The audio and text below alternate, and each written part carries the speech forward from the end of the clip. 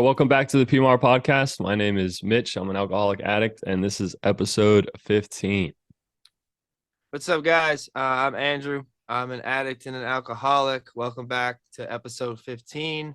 As you can see, we have a special guest here with us. This is my brother, Thomas.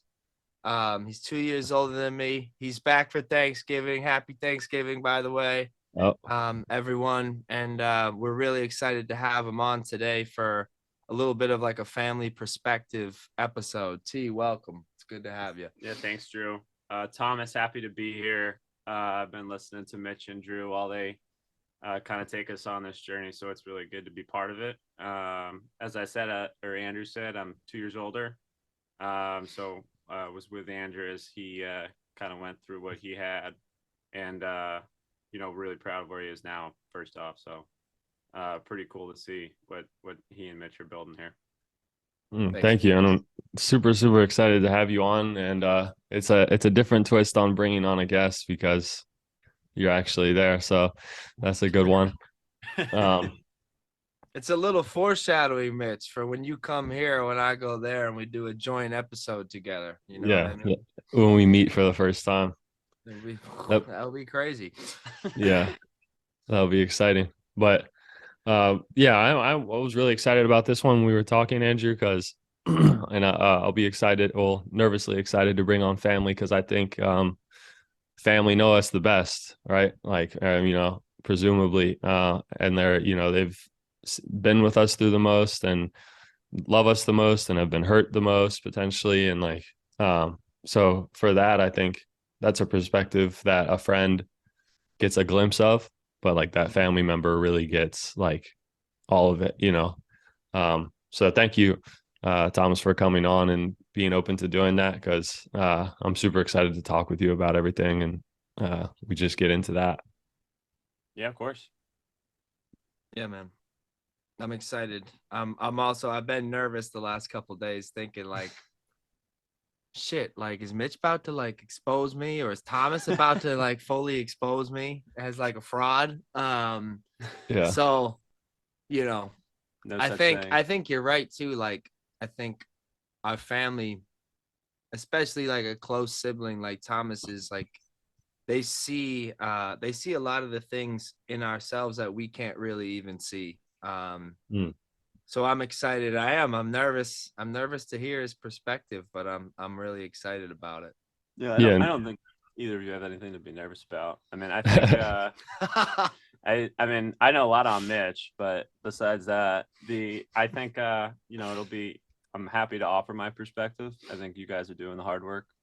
But like you said, there's no hiding, right? I think that's the thing with family is you're there 24/7, even if you live in different cities. So it'll be it's been cool to see where you are now versus where you were, and Mitch the same way. I'm sure your family feels the same way. Thank you.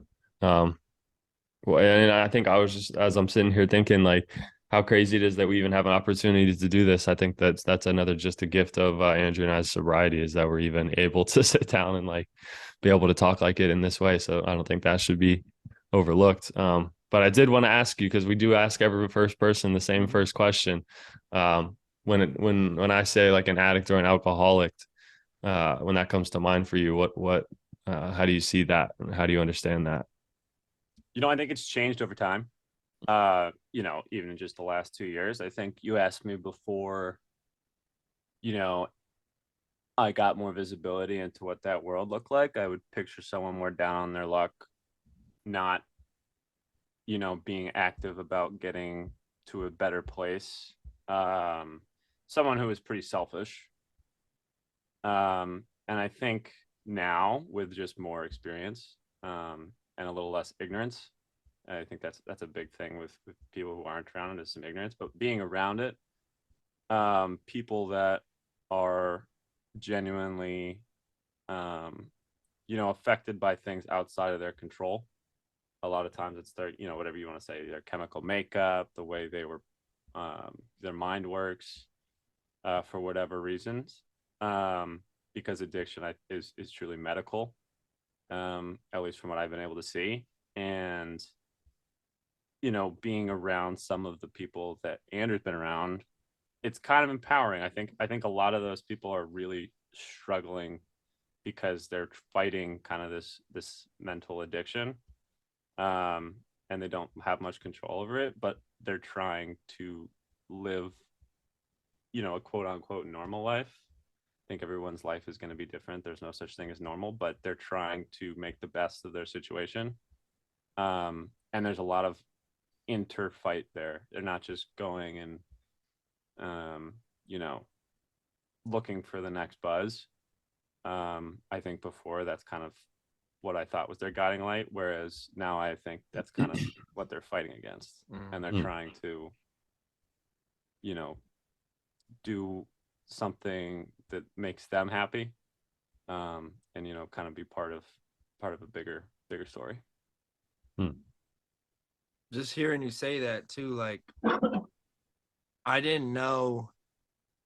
I mean, I had the same idea of what an addict was, or like I even in addictive use, like actively using, part of the reason that I kept going is because I had this image of like a homeless man living under a bridge, like drinking hooch, like out of a paper bag, like panhandling for change, on a street corner. And I think like just hearing like the word selfish, right? That's something I hear when you say that, T. Like, and I was so scared when I let everyone in the family in, right? Because I really truly thought I was selfish. Like, and I mean, I'm not going to sit here and say that I wasn't 100%. I definitely did a lot of things out of self-interest, like burned a lot of bridges, whatever you want to say, out of self-interest and selfishness. But the disease itself, like the drive to do drugs and to get high, like that wasn't, like you said, Thomas, like that wasn't my guiding light. Like, and I don't know if Mitch, you want to speak on that either. Like my guiding light was not like, I just want to keep like getting high and catching a buzz and having a good time. Like, no, like I had a really big problem with what was in my heart, like, and what was in my brain. And I just needed to escape it. And so as opposed to like selfishness, I almost felt like I needed to get high. I needed to escape into substance, like just to function, just to actually be presentable for others, like just to actually be able to fulfill my role and like sit down for a family dinner or go to a Thanksgiving function or whatever you want to say. Like it was a need, not a want. Exactly. Like it was a total need. And I don't think like when you're like that's. I think that I learned that over time, but like that's not the perception. I think when you're not around it. No. Yeah. It's just people are just like, I want to get high, I want to get drunk, and that's not it. Yeah, No. it's that old idea of like just stop, or like from an outside perspective, like why can't you just stop? I think like a term that I heard early in recovery too was like you wouldn't tell a cancer patient to get over it, or like just get out of the bed and walk it off. Like what are you doing? Different things, but I know. I mean, but like if you do look at addiction that way, it's a way to shape it a little bit. But I remember one of my half brothers when I was in rehab, and I don't know him that well, and we didn't grow up together or anything, but he was like, just stop. Like, I don't know why you couldn't just stop. Like, why'd you have to go to rehab? I was like, I can't even begin to explain this to you, bro. You know what I mean? It's like telling someone that's angry to calm down. Yeah, exactly. No, exactly. It's out of their control. Exactly. Yeah. And we're chasing that numbness. There's a lot going on there, but it comes to a point where it doesn't even really, like, we have favorites, like favorite substances, whether it be alcohol, pills, or whatever that drug of choice is. But it just comes down to that for me, it was really just that feeling of numbness that I was chasing. And whatever got me there. But I did want to ask also kind of tagging in on that, like with that, because this is what I'm really interested on, is that like from a perspective when you aren't educated on it, how did you view like what Andrew was doing before the whole family began to get more educated and more understanding? Like from an uneducated perspective, how did you see it? I think it's just shock. I think that's the first thing. Yeah. Shock, more that like I missed it. And I think probably Mm. people say that too often. But I always thought of Andrew and I was pretty close. Yeah. And I was, probably frustrated with myself. Mm. Because like I just wasn't, as close with him as I am now. And I kind of just assumed things. And I think when I, like the first time you hear it, you're like, okay, something went off the rails. But I think in general, and I guess we had some experience with it before with family, but it was more like what was the driver? I think was probably the first thing that happened. Even just hearing, what the abuse was and what the substances were, I think it was a combination of like, dang, that's a lot. And then Right. like, that's not just, weed. That's not just beer. Mm. So it's and what it was chasing, the escape, I think. So yeah, I think for me personally, it was like, shit, this is bad. Really happy that he's in a spot where he's ready to get better. And then it was like what drove it? How did what can I do to be there better? But it was like it was a drive for education, and I don't think I could have done that without him. Mm. But that was kind of the first reaction. I think it's like everybody reacts to shock differently, but that was kind of how I thought about it. I think too, like just for context, like we were close, and this is something that I look back on a lot now with a lot of gratitude for where I am now and where our relationship is now, like brother. But like we were close, and I almost say that with quotation marks because like I let him in just enough, like for him to know, like he knew that I was smoking a lot of weed. I mean, it didn't take a lot of effort for people to understand that. The neighbors knew you were smoking a lot of weed. Yeah. The neighbors. Everybody knew that Andrew was smoking, but what I didn't, and this is the thing, like it almost goes back to the perception of an addict. Like I was scared, right, of letting anyone in. It didn't matter who, like I didn't let nobody really got to know besides the dealer who had the logistics if he wanted them. Like nobody knew exactly what I was doing and how much because I was scared of anger and judgment. Like yeah, judgment's a big one. I just thought like, bro, like my parents, my brother, like they're gonna see what I'm doing, like or I'm gonna let them in on like the pain and this addict, and they're gonna be like, literally like you said, man, it's like why can't you fucking stop? Like why are you doing this to yourself? Like, and I think it came from a place really of, I mean, it wasn't anything that they were doing. It was a place of self-judgment, but I like projected that onto what they were gonna be perceiving it as. Like, as I hated what I was doing so much, I just projected that that's the way that they were going to react. So I just continued, like he just said, it was a cycle. I just continued to withdraw and withdraw and withdraw from people. And I remember I had like I had a couple of instances in Nantucket in the hospital. There was drug tests, and so some things came to light, let's say.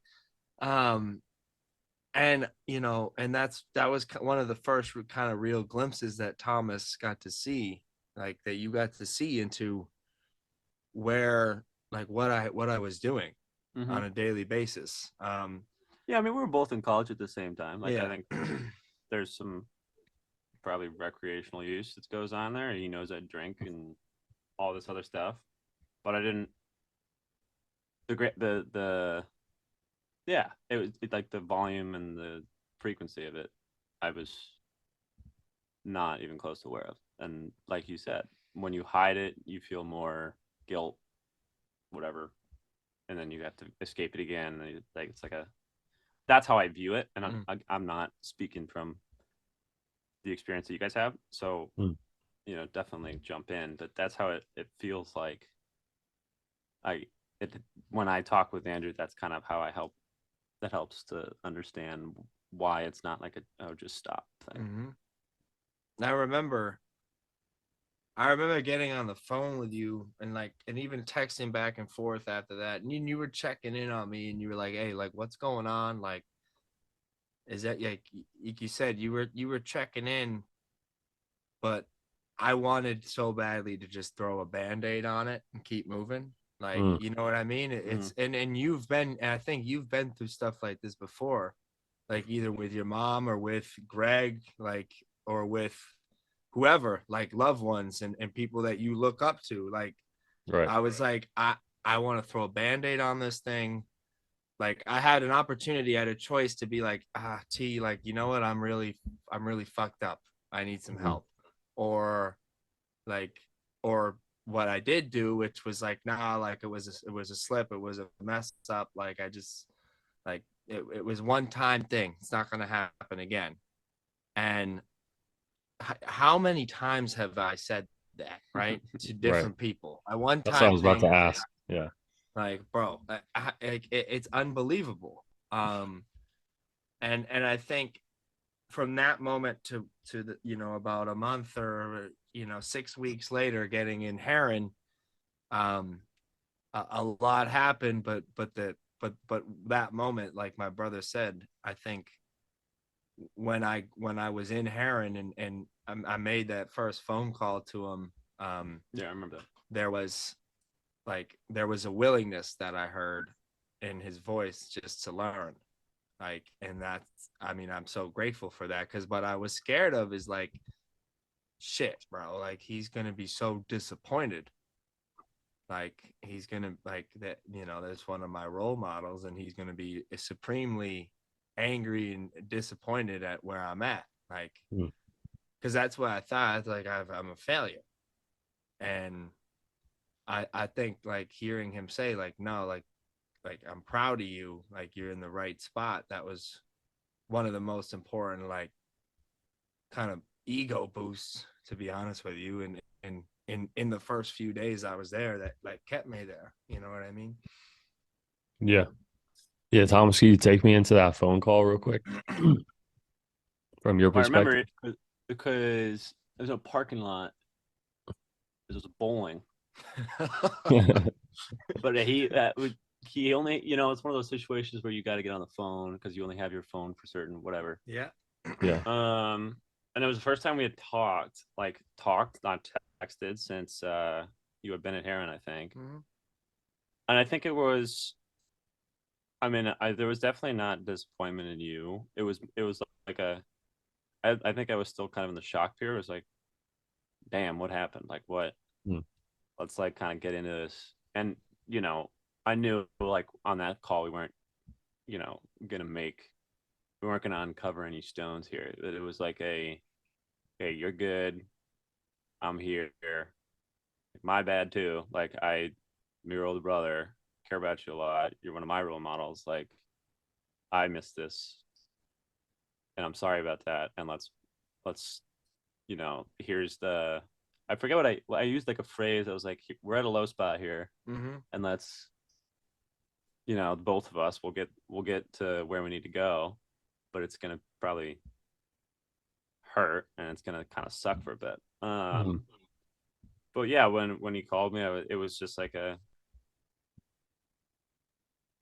damn. And I think you walked me through what the what all the substances were and when it started. Like it was some high level stuff, but I definitely hung up as like I didn't bowl well. Like I was like, shit, you know, like I was like, okay, this is no good. Right. I that's it's a lot, and you know, he took a lot of responsibility for it, which is a mature adult thing to do. Um, but at some level, it's like, the kid's only 23. You know, like there's just like it was good that we were on the same page, and that's what I felt like after that. We were kind of like a team, I guess. And Hmm. Andrew has a big team at Heron, but it felt good to kind of be like, hey, we got this. You know, we can't. There's nothing we can't do together. Um, Right. I think that was kind of how I wanted to frame it, I guess, Mm-hmm. because Mm-hmm. it's like bygones be bygones. Like let's get it all out there. It's time to go. He was very brave. You have to understand, like, I think I think this is overlooked a lot, and I'd love to hear your experience with this like dynamic too, Mitchy. But like, I really thought like, all right, this could go one of two ways. I didn't think it was gonna go south and go poorly, like just because I know Thomas, I know like I know the relationship that we have. Um, but I was like, listen, this is like this could go one of two ways. Like he could have done what he did, which is brave, really brave. Like it's tough for me to find a different word for it because it's like it's the unknown. Like you never expects. Like I'm speaking from my own perspective. I never like expect. I never expected to be in rehab. Number Yeah, one, right. Yeah. number Not many people that are there too. I don't number two. Like I've never like thought of. All right, well, if Thomas ever went to rehab, this is what I'd say to him. So, like, I'm it was like fucking curveball of the century. Like it just one of the like what do you do? Like how do you respond? And I think in the face of that, he really did the only like one of the only positive things he could do, which is like, hey, I'm here. Like I'm here, and we're gonna climb out of this hole together. Yeah, Like but I will say, and Mitch, you're the same way. If you're not going to do it, then I'm not going to help forever. Like I mean, Hmm. I think that gave me more confidence to do this as a team because going into it 110% is something Andrew always does. So when I was on the call and I heard that, I was like, okay, yeah, maybe 120% maybe. That like Right. Right. Yeah. he's gonna do it, and that was encouraging. And I think you know, I'll always be there for him no matter what. And I think part of that is seeing how hard he's trying, and I think that's what opened my eyes and like educated me more about how like strong I guess the disease is, or how influential it is over people, because it takes a Hmm. lot of willpower, and it's not. I mean, we know people who relapse, and I think relapse is a natural part of recovery to an extent. Um, but to see him just be like, yeah, I'm just trying to get out of this rehab spot. He was like, no, I'm going to put in the work and try and get better. I Yeah. think that was important. Very important. Yeah. And I mean, even when I first talked to Andrew, I could tell like he's fucking a strong ass dude and like just not playing any games with this shit. You know what I mean? No. He's not a person that's gonna leave anything to chance. And when I picked up that off him, uh that's just like that, that kind of energy and attacking your recovery in that way is needed. And that's gonna give you like that's gonna give you the best recovery at that time, I feel like. But I do want to ask you from a family perspective, because when I went to rehab, I didn't really tell that many people. I told my mom knew. And then like when after I had landed in South Carolina, I was on the druggy buggy to the place. And Same thing. I shot out, it was either like a Snapchat story or a couple texts like, hey, I'm going to rehab. Don't know how long I'll be here. And it was like two or three people. But in terms of family, I don't know how that message was delivered to the rest of the family and stuff. And I've always kind of wondered, uh, like what is the family dynamic when you have a loved one like or a brother, a sister, or whatever it is, in going through that? Like, how do you, like, is it always on your mind? Is it like you try to think about it when you think about it, like stuff like Yeah. that? I mean, I didn't do much, you know, I didn't reach out to a lot of people. I think Andrew's he was always very communicative anyway. He's even more so now. But that's a story that, I first off, I kind of let CEO mom take care of that. Yeah. But they, like, when we were with family, it's just like, hey, we're here for support. He was going through some stuff. He's doing a lot better now, and he's working to, find out the right cadence. I think that was kind of like the message. And now when he's out, people want to hear. They want to hear because they're curious. They want to hear because they care. Obviously, their family. Um, and I don't think we're really ever with family when we're not together.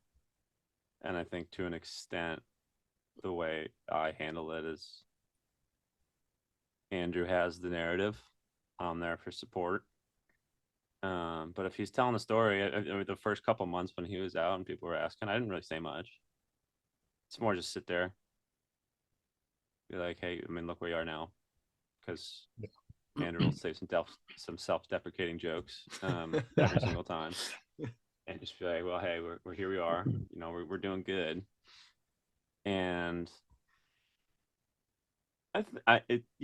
we have an interesting family. Everybody has an interesting family, and Yeah. they all want to hear varying amounts of details. Right. And Andrew has a pretty funny way of delivering those details from time to time. But I think the communication it has to, like, it's his story, it's not mine, right? Like, Yeah. it's your story, it's not your half brothers. It's Mm. it's kind of like, let me know what you need. I'm not gonna tell 100 people about it. Like, that's Right. not Right. Right. it's not my job. I'm here to help. Yeah. I I think love that's the that way you. I think about it. Yeah. Yeah. And I think too, like, I know you asked me a couple times while I was there, shortly after I got out, like, you'd be like, hey, so and so friend like has a dad in recovery or a sibling in recovery or is in recovery Recovery. or just doesn't drink or whatever. Like, can I tell him about your situation, or give him your number, or let him in. And I think one of the things that we forget, Mitch, too, like, I don't know about you, but I certainly did, at least in the beginning, is like, then this goes back to selfishness too. Like, I didn't realize that my family, like my brother, like, he needs support. Like, this is a traumatic. Anyone going to treatment, like, there's a ripple effect on the family, on the friends, on whoever is like intimately connected with that individual. Yeah. And um I gathered that very quickly, like, as Thomas was like, hey, like, can I tell Musser and George or whoever, like, just so they know, and they're and I think that was really important. And I think we avoided a lot of conflicts that way. Just like, because I can see for myself, like, if if I had a sibling, like if Thomas was in, if the roles were reversed and Thomas was like, no, don't tell, I don't want you to tell anyone, blah, blah, blah, blah, blah, all this shit. Like, I'd respect it, but I'd also be like, damn, like, I need some fucking support here too. Mhm. Like, That's a I, good point. you know what I mean? And I think the way that you went about it, T, like, by asking me, hey, I'm gonna tell so and so, like, just so I have somebody who knows here. Like, he lives in Chicago, and he was coming back and forth when I was in treatment. But when he was in Chicago, it was good to just have somebody who knew what was good. like who had an idea of what was happening in our world, Yeah. so that they could just like be a resource for him. Just so they're Yeah. aware almost. But I think that's something I forgot too, like, and I love to hear your perspective on it as well. Like I was like, woe is me, like this sucks for me, like Yeah. this is bullshit for me, like, but I didn't really even think about all of the other ripple effects, like and traumas that were happening to all the family around me. Yeah. Well, like I was as you were talking about that, I was thinking like when we were in the active addiction and stuff, the spotlight was on us in a bad way. And then once we got into recovery, the spotlight's back on us in a good way. And it's kind of like I know for me how manipulative and like I love the show I mean, I got the light on me right here. But like as much as I love that, it's like um I kind of like you were saying, failed to like think about how it had hurt other people in my family and friends. Mm. And that's kind of like the step that I'm on now, is trying to, part of the amends for me that I've been doing is like, if that was someone that was there for me during those times too, like I've tried to express my gratitude and thankfulness to them, because the question I was going to ask you in a second, but it's like,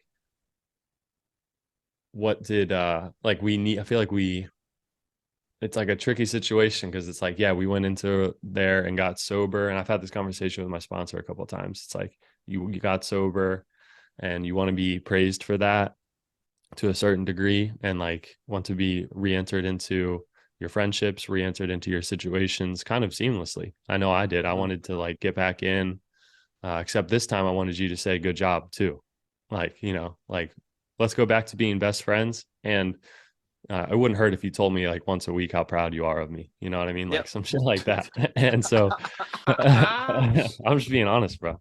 And so like I wanted to ask like uh for you, like how did coming out of rehab and getting back into like being with your family and stuff, how did you how did you interact with that? Like what were you looking, I really was going to ask, what were you looking for from them, like coming out of it?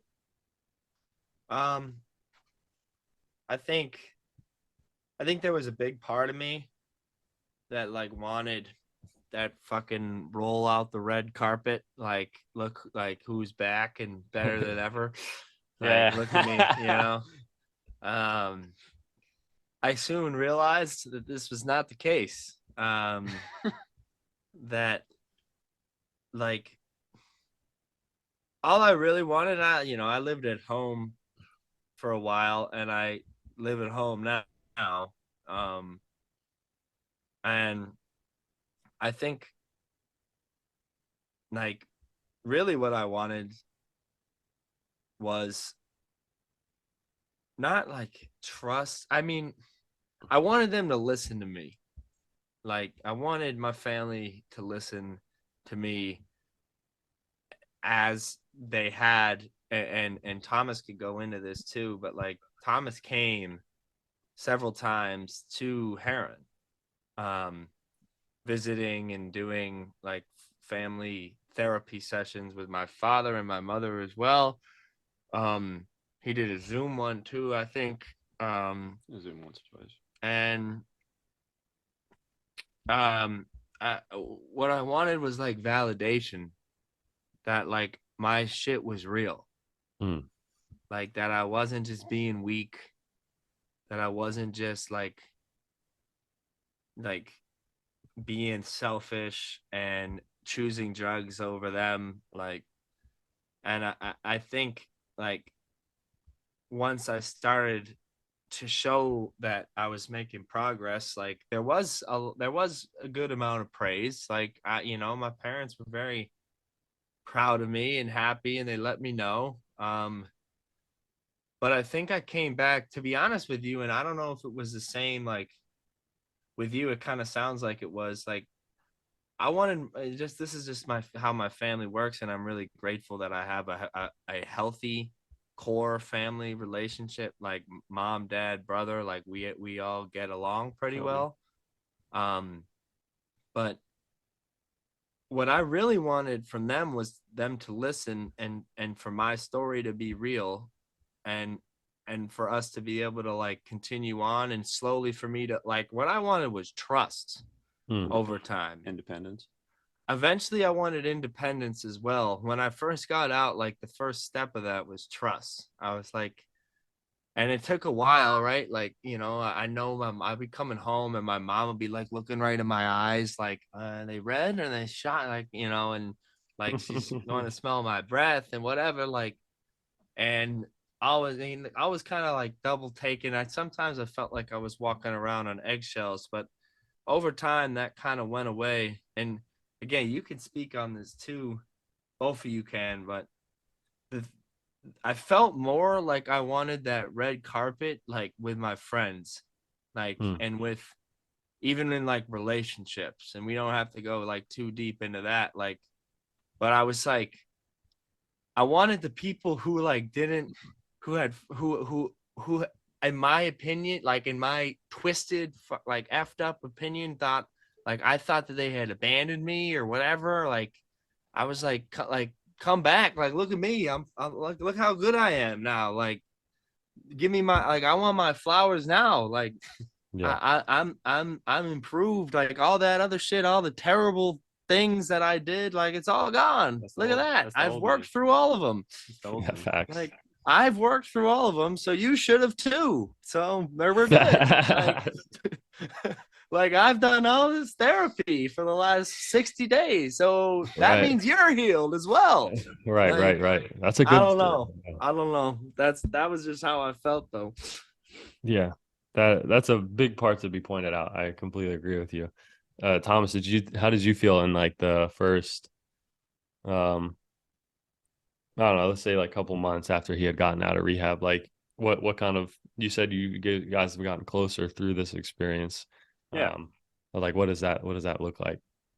I mean, just talking and right now, it's been almost 20 months. Yeah. Almost 20. I mean, now it's. I mean, that's like really good trust. I mean, we text at least, or to send a meme or some bullshit like once a day almost. Yeah, yeah. Probably talk once every 2 weeks. Mm-hmm. Like very open. Like the communication is great now. I think the first couple months, I think it was constant touch points. But I think we were both a little wary. I mean, I think to an extent, it's an interesting spot to be when you're family, and Yeah. something happened, and it essentially happened under your nose. You didn't know about it.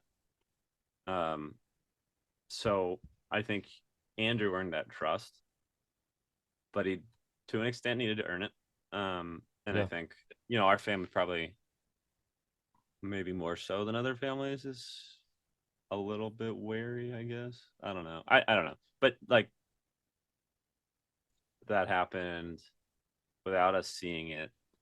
We want to make sure it's not happening again. And I think it was pretty quick that we saw, like, oh, he's going to a lot of meetings. Like, not only that, like, just even validation from other folks in the community. We're like, this guy's always here. He's thoughtful. He speaks up. And sometimes you need that third party to Hmm. be like, okay, we see it, but now we can, it's not, this is different. This is a guy who's really just open and honest, transparent, and that's it. Like, there's no looking to get or looking to hide anything. And I think that was in the first couple of months. I think it was a trust but verify, not to No, use I a mean, That's investor fair. term, Yeah. That's but fair. like, yeah, it was a trust but verify kind of thing. investor. Yeah. But Yeah. it was that was what it was. Um, and now we do feel like really comfortable and trustworthy, and hopefully that's been communicated to you. But I think the one thing, and Mitch, I'll kick it to you with the friends point, and I'm not speaking from the friends point, but Andrew would say to me pretty frequently, you find out who your real friends are pretty quickly. Mm-hmm. Mm-hmm. And I think you guys have said that multiple times, but like, yeah, it's pretty quick. Right. Like maybe some folks are just brought up like don't engage, and other folks care about you, and Hmm. aren't going to treat every situation in a binary way. Right. Yeah. I well, Andrew, to well, first, yeah, I completely agree with what you're saying on that. That you find out who's who, and on top of that, my like when you said your mom would like check you and whatever when you came home and shit. I remember like I was real big on cigarettes early in recovery. Mm. And my mom would be like, "You're not smoking cigarettes to hide like something else, are you? Like the smell?" And like I remember that being like I was so offended. Like Mhm. Yeah, how dare you question me? You I know, know. Randy would not smoke even look. cigars, and I think there was like There was a period there. I could Yeah, try and slide one by us. Hmm. yeah, yeah. And I then just be like, listen, like this is the worst possible scenario. I'm getting all the blame and like And none of the and I high. can't and I'm not high. Like and I'm yeah, yeah, actually not fucking around. Like yeah, this is bullshit. yeah, yeah. It's true. I think the power in it too is just like obviously you guys care about each other, and I think the A little bit. yeah, just a little bit. But like, where does Andrew come to you if he's like struggling with stuff like that? Did the relationship develop to a point where maybe he would lean on you if there was something, or is that Yeah.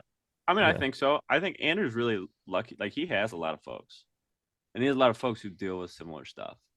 So I yeah, think he probably, you know, I don't think I'm 100% of the problems that Andrew, runs by, or 100% of the things. Like, I'm sure you run your opinion by different folks at different times.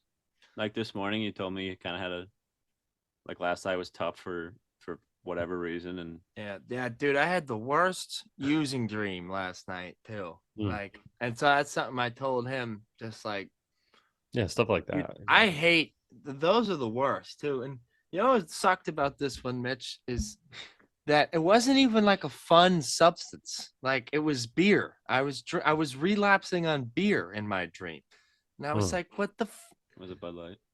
Probably. It's like God. I was regardless, I did tell him, and like to his point, there are things like in recovery that I'll run by you first, like or run by my sponsor, or run yeah, by exactly. like somebody at Heron, or like or Powers, God forbid. Like Just do the opposite of what he said. No, I'm kidding. I love exactly. you, Powers. That's the dude who's coming on, who's my friend who we're chasing down to get on the pod. But Captain um Jack. Captain Dan. Yeah. Captain Jack, yeah. Um, regardless, He's out on his ships, just galloping about. I love Powers. he's out I to love lunch, is what he is. I love But Powers. um, what when I do value, and maybe Thomas can speak on this a little bit, like that I have gained, is not only like, can I tell you when uh in many situations, at least, like you do know when something's going on, or like Yeah. or if I'm struggling, or if I want, like, I obviously I trust you as a resource. I always have, but the it's the thing that I feel that I've gained is now it's more of a two-way street. Yeah. Like before, and I don't think this is anything against Thomas. I think this is where I was at. Like I was a goddamn disaster. Like nobody, the only thing people were asking me for advice was like, what time should I take this pill so I peak at the right time? Like Mm, nobody really was asking me for any sort of valuable life advice for a yeah. period of my life here. Um, but one of the biggest gifts that I have received is that he lets me in now. Like the trust that I've gained is from him is that he trusts me enough to let me in on what's going on in his life.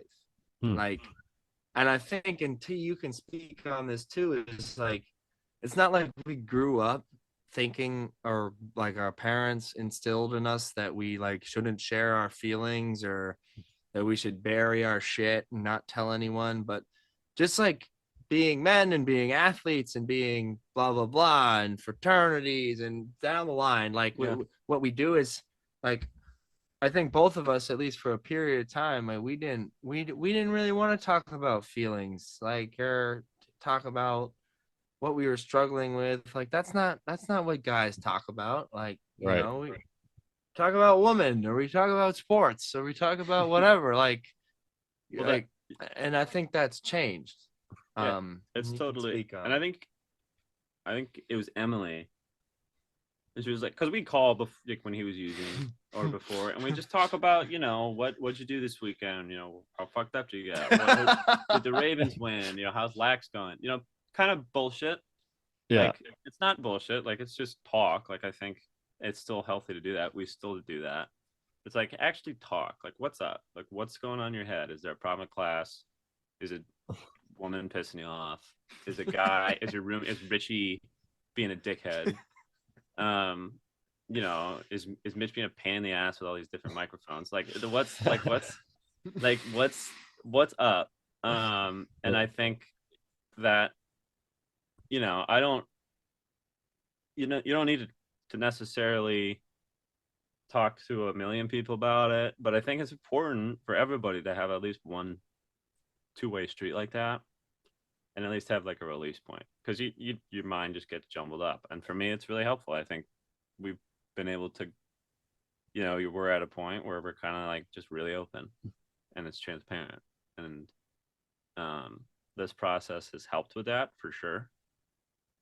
Because I think with a lot of folks who are troubled with addiction, sometimes like having a release valve or just being honest about your situation can be the relief that substance would bring if you kept it inside.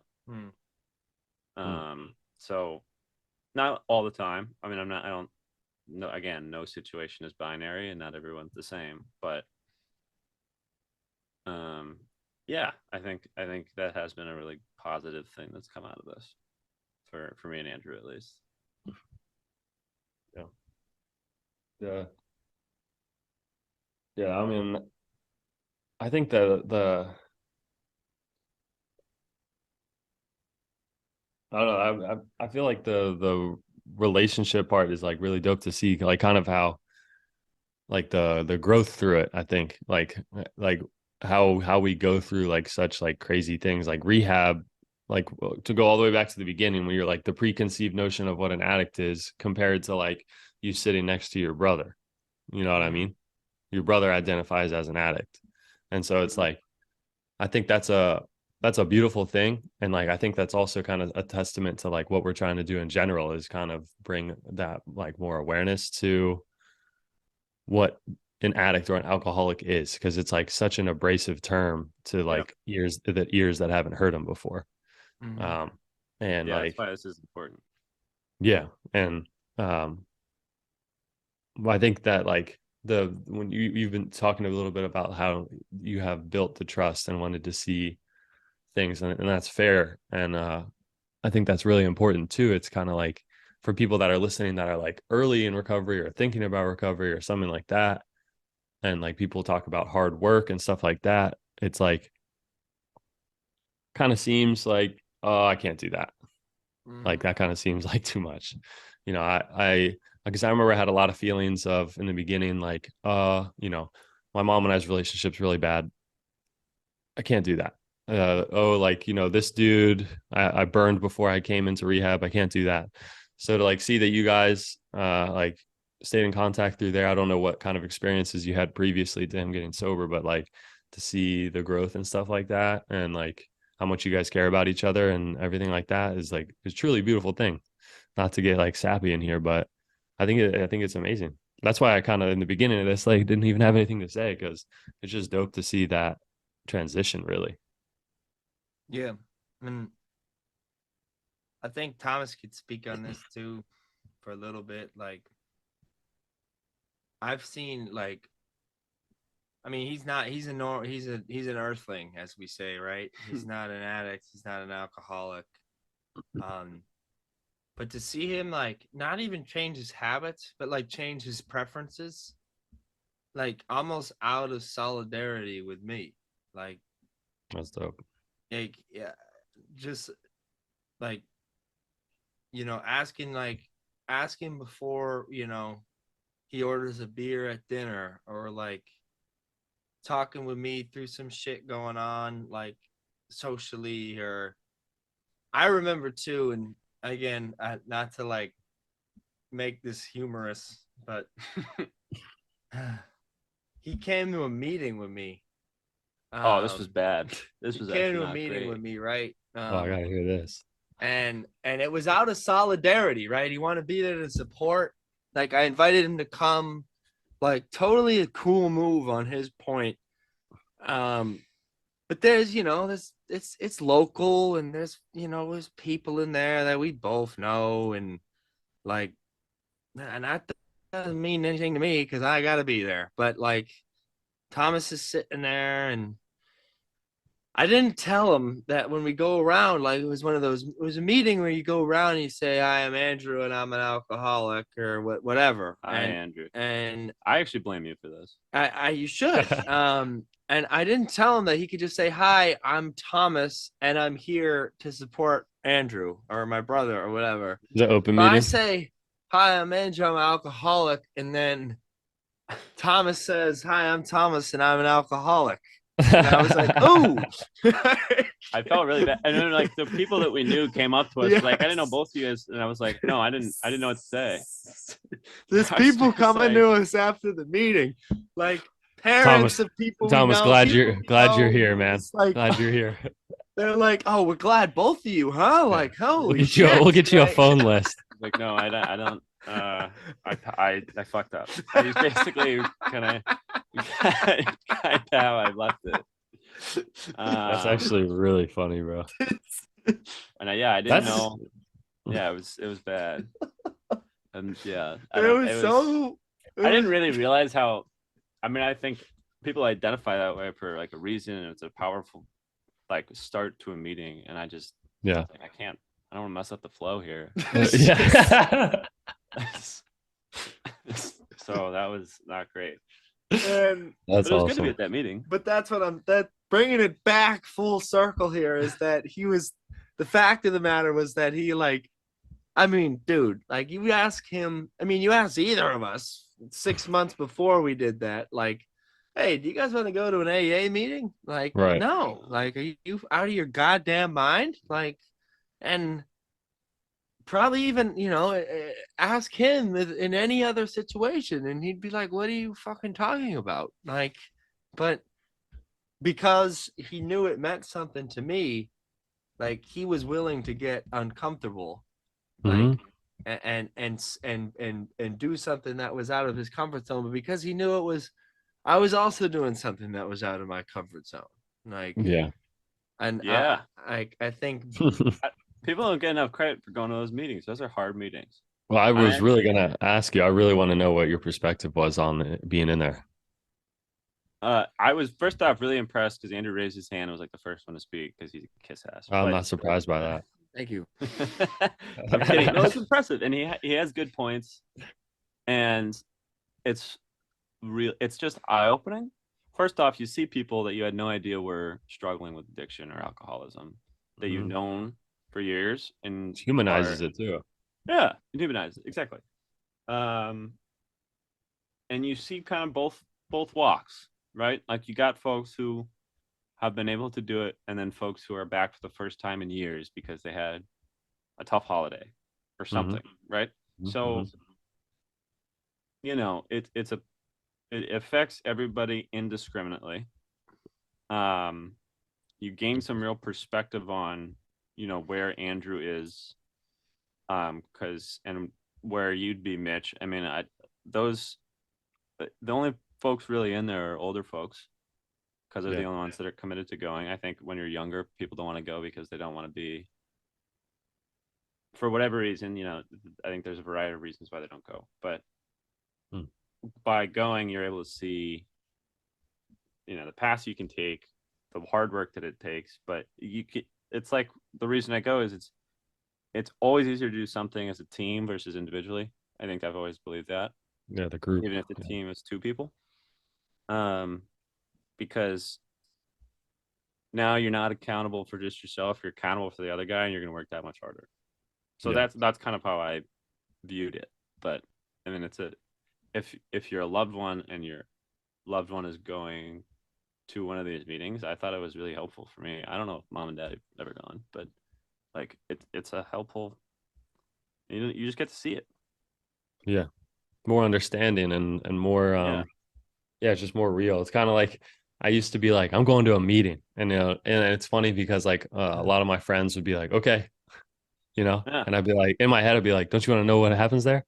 Yeah. No, not really. You know what I No. mean? Like, but like some people don't want to, I mean, and that's fine. And it's like, I think that's amazing that you were open to going to that. I've had one friend come with me to a meeting, and like he had a very similar perspective to what you had.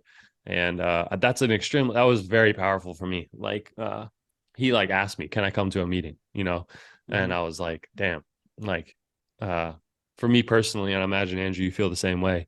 Like to have a brother or a friend support you in that way, it's like, all right, like full trust and everything back, like that's Mhm. just it's not a game to us. So for someone to want to be able to do something like that is amazing. So I think that's awesome that you went, but that is very funny that you I identified learned as my also. He I learned he my also lesson. got like he had like we had there was a gem of an old timer in there, like Yeah. this old Irish dude named Scotty, and he said something that Thomas like both of us now have like as like a saying imprinted in our mind Yeah. when talking about like not just saying we're gonna get sober, but actually like putting the work in. He said, when all is said and done, more There's is always said and done. more is always said than done. Yeah. So That's wild. he got like one of the there's That's all a good quote. occasionally there's some really good quotes in there, and he was there for one of them. So I was really glad that he was there, um and just doing stuff like that, like, and just I mean in general, like as we wrap it up, like like I know I wouldn't be sitting here like with him, obviously, like if I wasn't sober. But like I wouldn't, I mean, it's Thanksgiving. Like I don't even know where I'd be right now. Yeah. Like I could be in Nantucket, like fucking faking COVID. Like Hmm. so I didn't have to come back, or like I don't know, where our relationship would stand, because like he said, like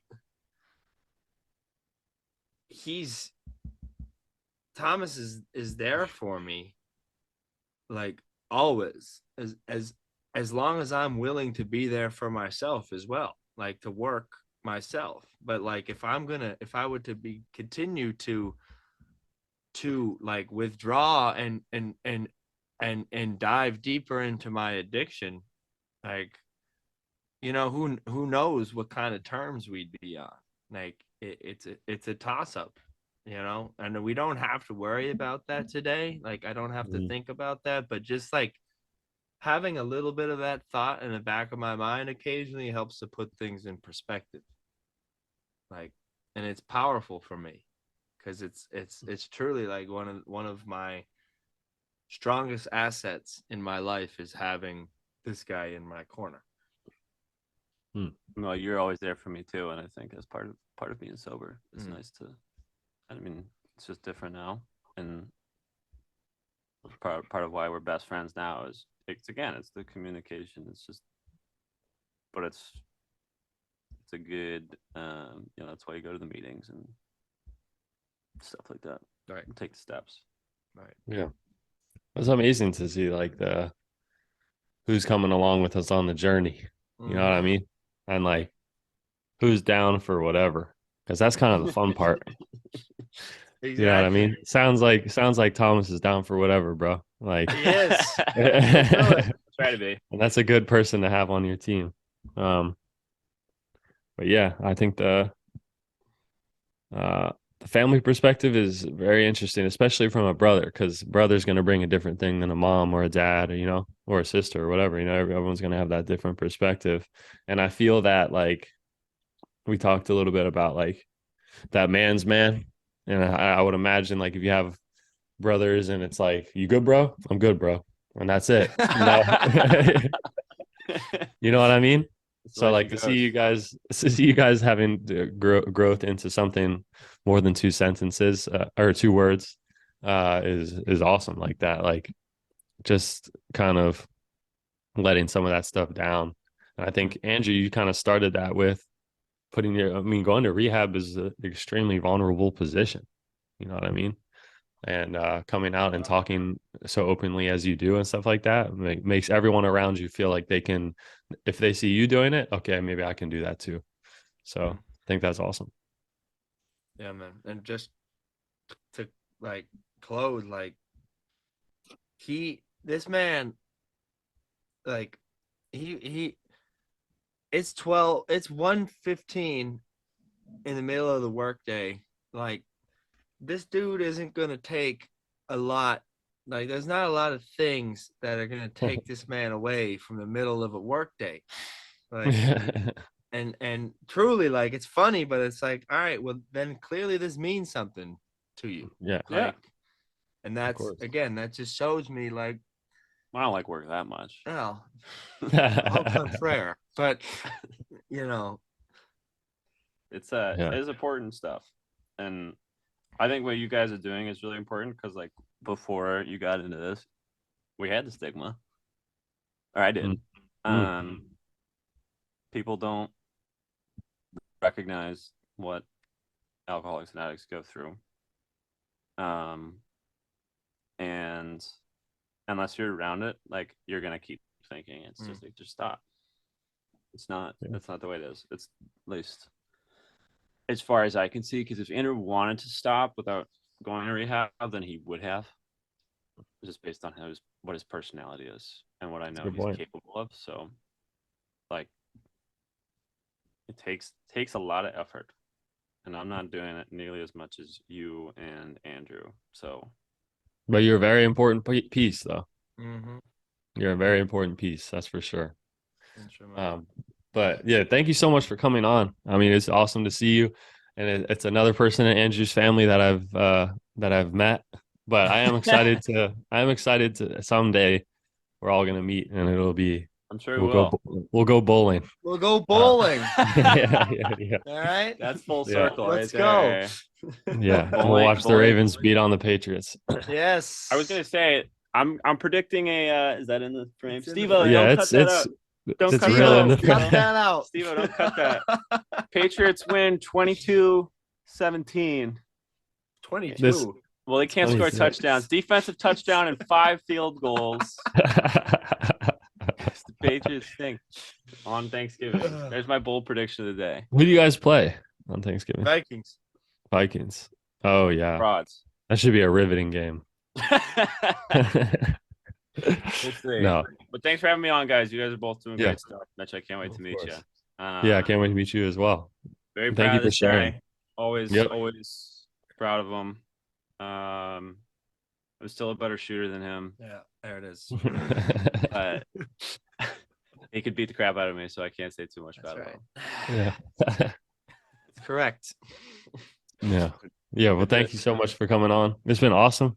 I appreciate Andrew. Appreciate you being open to being able to have a family member of your brother come on. That was sick, and we'll see whoever's next is next. Dan, looking at you, buddy. Yeah, come on up. We're just gonna cut Ours. this one and start the next one. Thanks, Mitch. All right, bro. Much love. Keep Much coming love. back. All right. We will keep coming back.